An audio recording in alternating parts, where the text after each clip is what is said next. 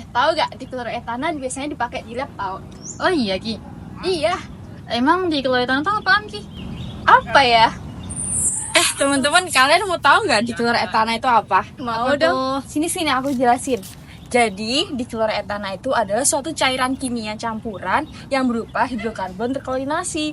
Lalu, dikloretana itu sendiri itu juga merupakan cairan yang tidak berwarna, mudah terbakar, dan dia itu juga bersifat karsinogenik loh. Tahu nggak karsinogenik itu apaan? Apa ya? Jadi, Apa ya? karsinogenik itu adalah suatu zat pembawa zat kanker, teman-teman. Jadi, dia sangat berbahaya. Dikloretana pertama kali diproduksi pada tahun 1974 oleh suatu tim dari Belanda di mana menggunakan komposisi gas olefean dan juga gas klor. Berikut adalah struktur dari dikloretana dengan berat molekul relatif sebesar 98,95 gram per mol, titik didih 84 derajat Celcius, titik lebur minus 35 derajat Celcius, dan kepadatan 1,253 gram per cm kubik. Produksi dikloretana dapat dilakukan melalui dua metode. Yang pertama adalah dengan cara klorinasi secara langsung, dan yang kedua adalah oksiklorinasi. Yang pertama adalah klorinasi secara langsung, di mana kita mereaksikan antara etilena dan juga gas klorin dengan perbandingan 1:1. Kemudian selain itu kita juga bisa memanfaatkan FeCl3 sebagai katalis untuk mempercepat terjadinya reaksi. Reaksi ini terjadi pada suhu 50-70 derajat Celcius dan juga tekanan 1-5 atm. Reaksi yang terjadi dalam proses klorinasi ini adalah polarisasi gas Cl2 menjadi Cl+ dan juga Cl-, kemudian penyerangan oleh ikatan etilena ke Cl+ membentuk suatu karbokation yaitu C2H4Cl+, kemudian diserang kembali oleh Cl- menjadi C2H4Cl2. Metode yang kedua adalah oksiklorinasi, di mana kita akan mereaksikan etilena, hidrogen klorida, dan juga oksigen untuk mendapatkan dikloretana dengan perbandingan 1:2:0,5.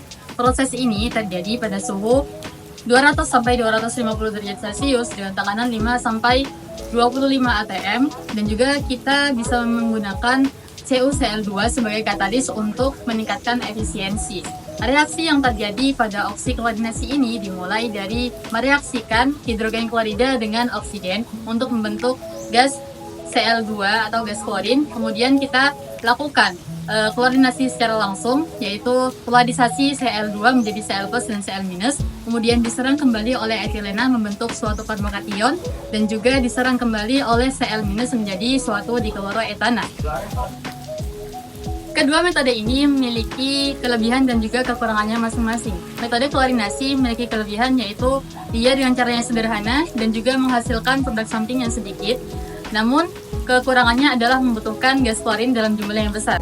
Sedangkan oksiklorinasi memiliki kelebihan dia dapat menggunakan limbah HCl dari produksi yang lainnya. Namun, kekurangannya dia dikerjakan dalam kondisi yang ekstrim dan juga menyebabkan reaksi samping yang banyak. Dikloretana sendiri di laboratorium umumnya digunakan sebagai pelarut maupun sebagai starting material untuk sintesis senyawa organik. Nah, selain itu dikloretana juga digunakan sebagai bahan baku penyusun PVC maupun VCM. Nah, negara dengan penghasil PVC maupun VCM terbesar di dunia yaitu Amerika Serikat, Tiongkok, dan juga bagian Eropa bagian Barat, sehingga negara-negara tersebut sekaligus menjadi produsen terbesar dikloretana yang dapat memproduksi sekitar 10 juta ton per tahunnya. Indonesia dapat menghasilkan dikloretana hingga 823.000 ton per tahunnya. Angka ini dapat berubah-ubah bergantung pada ketersediaan bahan baku dan juga permintaan pasar. Sedangkan untuk harganya dapat dipatok hingga 1.273.000 per liternya. Dan harga ini sangat bervariatif tiap negara bergantung pada biaya transportasi maupun biaya bahan baku dan juga produksi lokalnya. Negara-negara penghasil dikloretana umumnya merupakan negara-negara dengan jumlah gas alam yang melimpah dan memiliki teknologi industri yang maju. Selain itu, kebutuhan akan dikloretana seiring dengan berkembangnya industri manufaktur PVC juga mendasari banyak negara ingin bersaing menguasai pasar dikloretana global. Berdasarkan data dari World Integrated Trade Solution 2023, ada 5 negara terbesar penghasil dikloretana global. Di urutan kelima ada Belgia.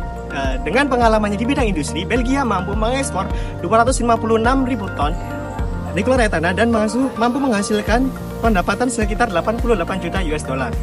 Yang keempat ada Indonesia. Sebagai negara berkembang dan juga sedang mengembangkan sektor industrinya, Indonesia mampu mengekspor hingga 321.000 ton dikloretana dan mampu menghasilkan pendapatan sekitar 131 juta US dollar. Di posisi ketiga ada Jerman.